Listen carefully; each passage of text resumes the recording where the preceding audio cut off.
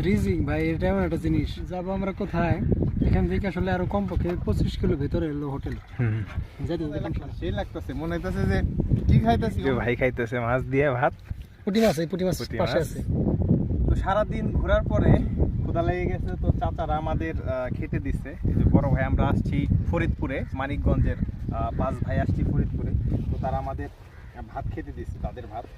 তো দুপুরবেলা খুবই ভালো লাগতেছে আর কি তাদের ভাত। দেখেন এই যে বড় ভাই রাজু ভাই, পাখির চোখে মানিকগঞ্জে আর এক বড় ভাই। তারপরে হচ্ছে 1800 মানিকগঞ্জ আলফেসানি, আর যে ওই আর এক বড় ভাই। সবাই কিন্তু আমরা মিলেমিশে ভাত খাচ্ছি। রিজিক ভাই, এটা এমন একটা জিনিস, কোথায় আছে হ্যাঁ, বলা কার যায় না। কোথায় আছে বলা যায় না। যাবো আমরা কোথায়, এখান থেকে আসলে আরো কমপক্ষে 25 কিলো ভিতরে এলো হোটেল। যেতে যেতে কামসারা তো রিজিকে ছিল হালকা পাতলা, তো কমপক্ষে এই যে ভাই খাইতেছে মাছ দিয়ে ভাত। পুঁটি মাছ, এই পুঁটি মাছ পুঁটি পাশে মাছ। আছে। সেরা খাবার ভাই, আলহামদুলিল্লাহ। তাদের খাওয়ার পর বেশ কিছু খাবার বাদ ছিল আর কি। এখন আমরা আসছি, এখানে কোনো হোটেল মোটেল নাই, কি করবো? ইনভাইট করছে, আমরা আর সেটা ফালাই নেই, হালাল করে দিছি। তো খাবারটা সেটা বেস্ট ছিল। ভাই হচ্ছে পাঙ্গাস মাছ নিয়েছে, পাঙ্গাস মাছ লাউ সাথে আলু।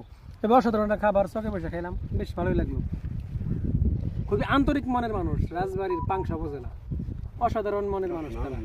আমরা 5 জনে ভাত খাইছি, 5 জনে, তার মানে কি পরিমাণ ভাত বেশি আছে তারা। অসাধারণ একটা খাবার, খুবই ভালো লাগলো। ভাই কি ভাত নিবেন আরো?